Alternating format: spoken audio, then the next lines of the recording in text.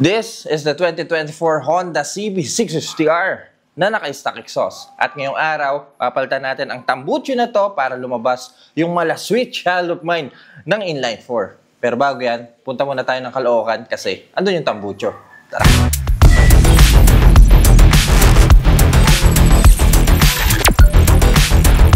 Dito tayo bibili ng tambucho sa Secmod Supply Main Branch Caloocan. Kaya tara, pasok na tayo. Hindi lang mga motorcycle gears ang binibenta nila. Meron din ditong mga accessories para sa mga motor nyo. Brackets para sa mga scooters nyo. Tulad na lang nitong PCX 160 na mahaba for 2,200. Bluetooth headphone para sa mga helmet nyo. Para sa swabbing biyahe ang brand nito. GT1 for only 2,200 pesos. Meron naman ditong auxiliary light. Ito yung malalaking ilaw. Usually ginagamit sa mga high displacement bike para mas malinaw ang field of vision natin kapag nag-ride tayo sa gabi. Yung ganitong klaseng aux light, mabibili nyo dito for only 8,000 pesos. At hindi lang yan. Meron naman ditong tinatawag na Alien Rider. Ito ay model M901. Medyo maliit lang to, hindi kasing laki nitong aux light na to. Pero dude, every time na liliko ka naman or magbabang ka, iilaw siya. Tawag sa feature na yung cornering light. Ito siya. Tsaka mas mura to. This is only 7,800. Pag sinabing top box, hindi mawawala ang pangalang Secmod Supply. Dito mayroong top box na color red. 45-liter top box for only 5,000 pesos. Gold rim set para sa mga Honda PCX nyo. This is around 18,000 pesos. Sec levers for clutch and brakes. Ito ay specific model para sa Kymco na may halagang 2,400 pesos. Gusto natin. Tada! Iba-ibang kulay nito eh. May black, may gray, mayroon din blue, stig. Ano pa bang meron dito? Ito marami nagtatanong sa comment section nito eh. Saan ko daw nabili yung rampa na ginagamit ko kapag ginakas ako yung motor sa Hilux or sa pickup? Ito yun. Siguro ito yung ginagamit nila. Pero kung naghahanap rin kayo ng rampa para maisakay nyo sa mga pickup at kung saan-saan pa sa mga van, mabibili nyo dito for only 7,000 pesos. High quality na to. Kailangan nyo to lalo na kung mag-registra kayo para mapadali ang buhay nyo kapag magkasakay ng motor. Balik na natin. Kinuha ko lang dito sa tabi to. Aftermarket mirrors para sa mga motor nyo. Tulad na lang nito. Teka. Maganda-ganda to eh. Tsaka malaki. I think universal to kasi walang specific model. For example, ilalagay nyo to sa Aerox nyo or sa PCX nyo. And kung gusto nyo namang medyo retro pero at the same time malaki yung makikita nyo sa likod nyo. Ito, carbon yung likod. Tsaka nipis lang. Dito sa Bilugan, mabibili nyo for only 1,400 pesos. Dito naman sa pinakita natin kanina na mahaba-haba. Mababasag ko. Para dito sa mahaba-habang mirror, ganon din pala yung presyo, 1,200 pesos. May bar and side mirror kayo? Wala po. Cellphone holders. Kailangan rin natin to. Iba-iba yung mga design dito eh. Merong parang Predator style. Meron ding may charger. Depende sa inyo kung gusto nyo na ganito. Pero convenient kasi may charger eh. At meron kayong malit na helmet para sa cellphone nyo. Para sa cellphone holder na may sun protector para hindi masunog yung screen nyo. Tsaka para di mag-overheat agad yung mga cellphone nyo, ito ay 1,000 pesos. Pero ang pinunta talaga natin dito ay ang tambucho na to. This is called Exil, galing Spain, at napakaraming pagpipili ang mga tambucho para sa mga motor nyo. From low displacement to high displacement. Tulad na lang nitong dual barrel exhaust na pang PCX 150 full exhaust. This only 15,000 pesos. From headers to canister na. Meron din dito Exil na for Yamaha and Max full system as well. Meron pang Honda EDV 150 and Max na pabilog ang dulo na mabibili nyo for only 1,600,000. Sorry, 16,000 pesos lang pala. Ito, ganda nito eh. Ganda, no? Tapos carbon yung dulo. Ito, ang ganda nito. This is called X-Race. Under Exil din to. Ito yung logo niya. Malaman mong X-Race yung brand kapag ganito ang logo. May screen siya sa dulo eh, no? If ever naman may mga high displacement bike kayo, tulad ng Kawasaki ZX6R, meron din dito. Subukan natin buksan para malaman natin kung anong itsura kapag bumili kayo ng Exil for ZX6R. Kaya hindi natin makikita. Ayoko masira yung balot niya eh. For ZX6R, hindi full system exhaust.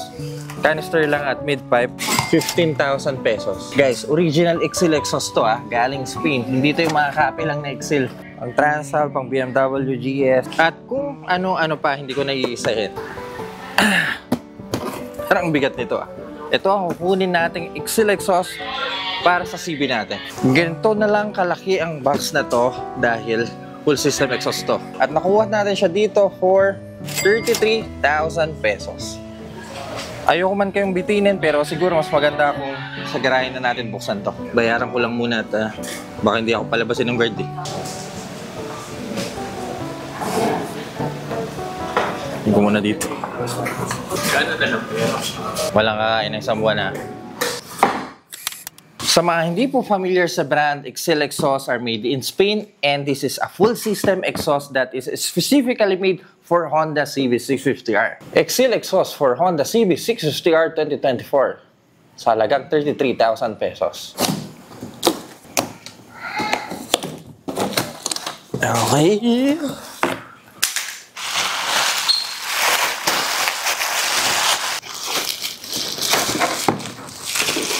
Meron tayong box dito. I think ito yung mga tornilyo. Ay, hindi! Ito yung mismong canister natin. Oh. Dude! Shorty exhaust na may carbon tip at medyo mataba siya. Ganda ng kulay niya, no? Oo. Gusto ko yung yung weld. Tsaka yung logo niya, simple lang eh. Linis ng pagkaka-welding. Oh. Hindi ko lang sigurado kung gaano kalaki itong butas na to. I think 60mm to. May dalawa tayong kapitan ng spring at may dalawang butas dito para kapitan dun sa passenger foot peg. Ay.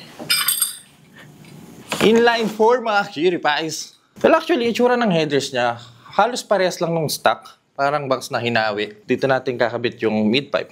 Yun yung naka-curve. Which is, I think, etong susunod na part. Napaka-quality ng pagkakagawa. Tignan nyo naman yung headers, yung mga butas. Okay, this is original exhaust from Excel. Hindi po ito yung mga copy lang na nabibili nyo kung saan-saan. This is legit made from Spain.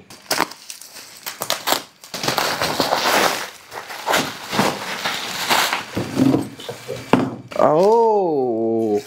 So, ito yung link pipe natin na nagdudugtong para sa headers at canister. Taba niya. I think ito yung lagay ng auto sensor. Pero dalawa, siguro tatakpan na lang natin yung isa. Di ba yun yung mga DB killer? Ewan ko. Parang no? Oo. Kapitan ng spring at ito yung kinakapitan ng bracket sa ilalim ng makina. Ito ang ating fitting parts na kasama sa box.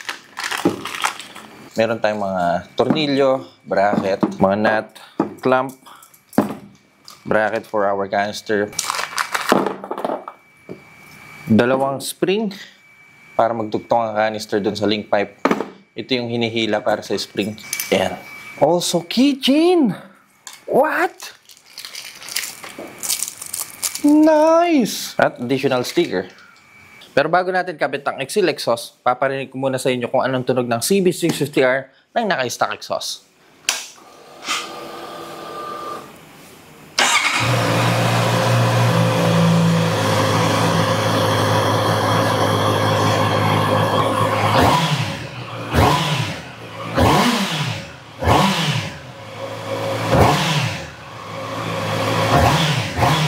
Ba talaga amoy ng bagong motor, no? May bago, no?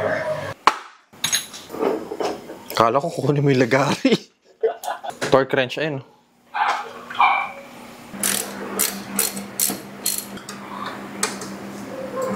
Medyo tricky lang tong part na to kasi mahirap tanggalin tong mga bolt para sa headers.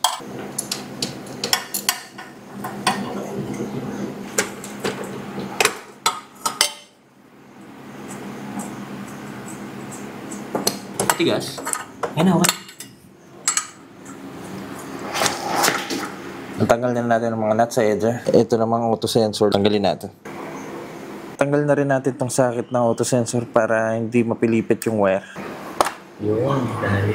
At ang pinakahuling kumakapit sa stock exhaust ay itong nasa pinakababa. Isang tornilyo lang naman to ata, malaman natin. Dito kumakapit itong malaking box na to. Ito yung pangalawa. Meron pa isa dyan? Oo. Eh, di dalawa. Teka, hawa ako sa kabila. Ano pa?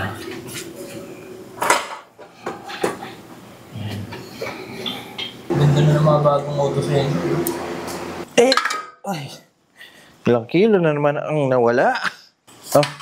Kukumpara yung itsura ng stock headers tsaka itong Exil, halos parehas lang ng hulmahan eh. Medyo malapad lang ang Exil at may mga gap. Stock kasi wala eh. Pero ito, malaki siya eh. Oh. Hindi sa dulo, halos parehas lang sila ng pagkakagawa. Ito maganda sa original exhaust eh. Aral lahat. Hindi ka na mangangamba pa kung may mga gap o may mga maling pagkakahulma.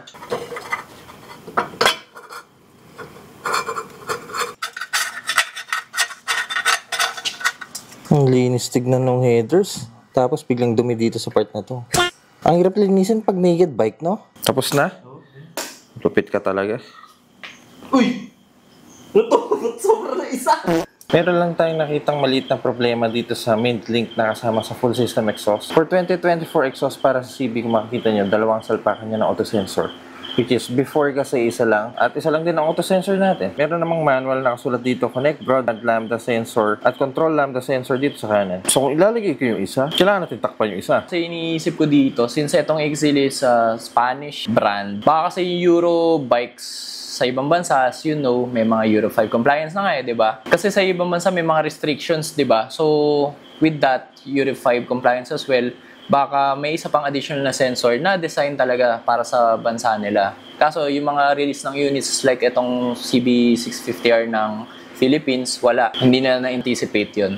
Magagawa naman to kaso hindi nila na lagyan ng kasama sana. Hindi nila naisip na i-export nila to ng mga Asian countries na baka isa lang yung sensor, which is yun lang, yung auto sensor lang. So yun lang yung naisip ko dyan. Wala kasing kasama dito yo para pantakip dun sa isang butas. Pero okay lang, mamaya na natin problemahin. Kapit muna natin lahat. Nakikita nyo itong engine plate sa ilalim ng makina. Kailangan natin tanggalin to bago makapit yung mid-link kasi hindi kakapit yung bracket dito sa butas na to.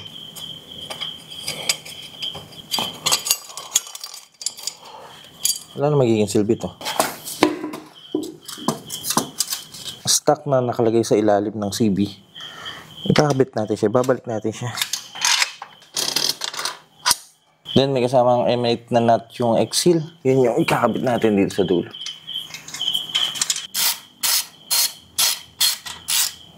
Para dito sa canister natin, meron siyang dalawang butas dito sa taas. At meron tayong kasamang bracket. Ito yung pagkakapitan niya. Para makabit natin siya dito sa ilalim ng footrest para sa pillion. May dalawang kasamang M8x16 screw at dalawang washer. Ilalapat pa natin siya para malaman natin kung alin dito ang tamang fitting. Tatanggalin muna natin tong lock sa ilalim kasi may ilalagay tayo dito. Papalitan din natin yung screw. Yan.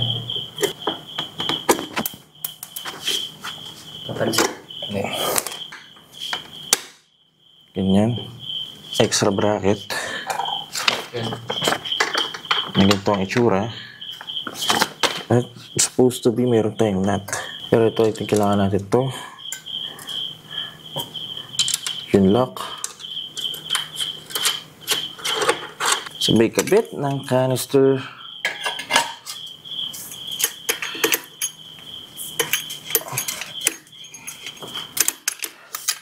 Na hindi abot. Bakit gano'n? Ginawa ba ako mali? Saan ako nagkulang? Teka, may kasamang spacer ito. Mukhang dito yun. At screw cover. Sabay pasok. Kapit na natin itong dalawang spring. Dahil ng gap, no? Oo. Eh, kaya mo yan. Alam ka na. Dali-dali lang yun. Gusto mong ganyan. Oh, yeah. Talino mo talaga. Ba't di ka maging teacher? 1, 2, 3. Okay, ginawa. Yan. Handa, no? Saang butas mo ipapasok? Sa una o sa pangalawa? Sa panglaban natin natin. Good choice.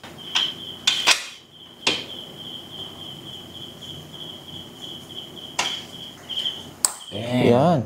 Brown out pa. Pero bago natin marinig ang tunog niya, may dalawa tayong concern. Unang-una, alas 12 na ng umaga. Hindi ako pwedeng magpa-under ng inline 4 at ganito pang tambucho. Pangalawa, kung naalala nyo, may dalawang butas para sa auto sensor. isa doon ang kulang. So may butas pa yung mid-pipe niya. Gagawin ko na lang, baka maghanap muna tayo ng pwedeng pantakip sa kanya kasi wala akong stock dito eh. Tsaka natin pwedeng marinig yung tunog niya. May nanap tayong magandang fitting para dun sa pangalawang auto sensor. Kailangan kasi natin takpan yun. Saktong-sakto to. Bigyan na rin natin ng washer. Hindi kasi natin pwedeng paandarin hanggat may butas dito eh. Kailangan natin takpan to.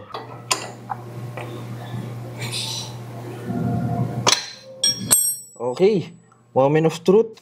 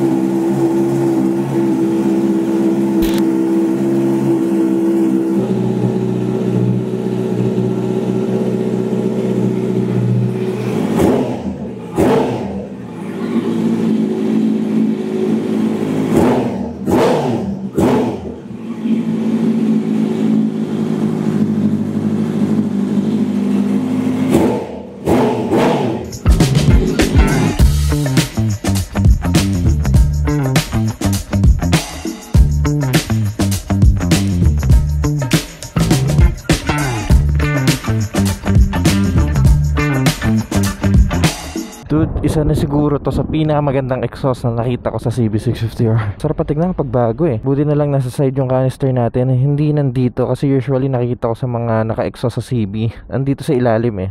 So tendency yung vibration, gagapang sa foot pegs. Pero tayo nasa side. Nabutan na tayo ng ulan. Ay, start natin. Mukhang wala naman masyadong tao dito sa lugar na to. Mapipigaan natin ang maayos yung motor. Alam nyo yun, idol, hindi siya ganun kabulahaw eh. Tulad ng ibang mga short exhaust na ino-offer. Pero dude, kapag binigyan mo siya, oh diba? Patunog ng kidlat. Grabe.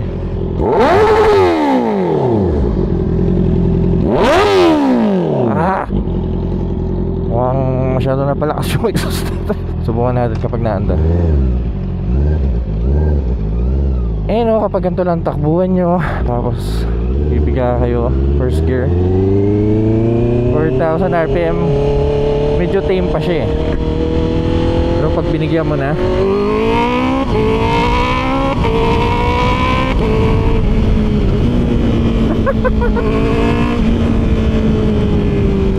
grabe. Pulit yung tunog. Awkward lang kapag bumabomba ka sa e-clutch eh.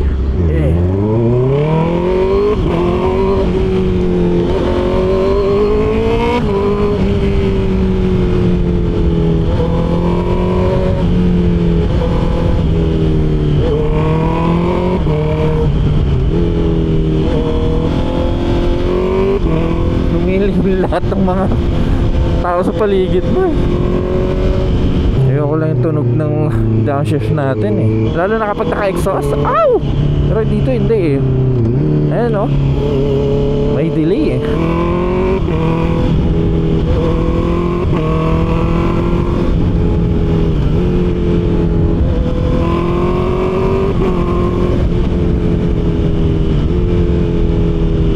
Mukhang ba tayo? Gaspang ng tunog. Pero gusto ko yung tunog niya, kakaiba. Hindi siya yung mabasic na tunog na inline 4, pero macho siya pakinggan. By the way, meron pa tayong nakaharang sa may mid-pipe. Naalala niyo, pinakita ko sa inyo kanina. Kumbaga kahit pa paano, hindi pa siya buong-buo na lumalabas. Tik yun yung silencer niya. Pero kasi problema, hindi siya ganun kadaling tanggalin. Siguro kung tatanggalin nyo siya, talagang bubutasan nyo talaga, hindi yung i-unscrew nyo lang. Pero mukhang okay na ako dito sa ganitong exhaust. Ito kahit malayo ka pa lang, rinig ka na eh.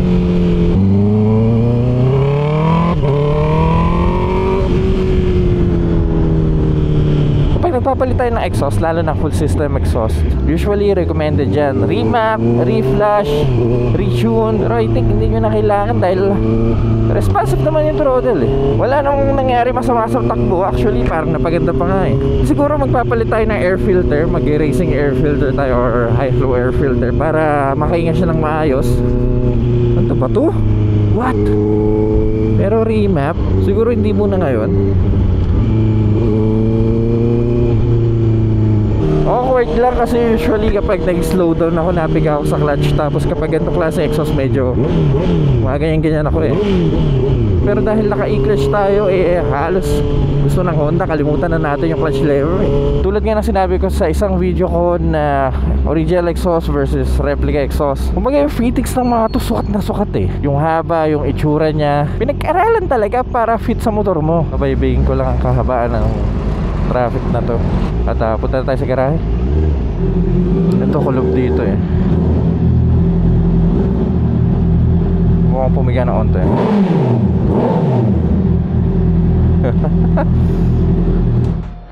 So that's our full system exhaust na Excel brand dito sa bagong 2024 Honda CB650R. Ulitin ko, nakuha ko to sa SEC Main Branch Caloocan. At message nyo lang sila kung gusto nyo nito. Alright, so mga kilipais, kung nag-enjoy kayo sa video na to, kindly leave a like. At kung mahilig kayo sa mga ganito content, huwag kayo mag-alala dahil nasa tamang channel kayo. So make sure to press that subscribe button dyan sa baba. And let me know your thoughts kung anong masasabi nyo sa pinalit natin exhaust. Pasok ba sa panlasa nyo? Kaya mga kilipais, see you sa next content.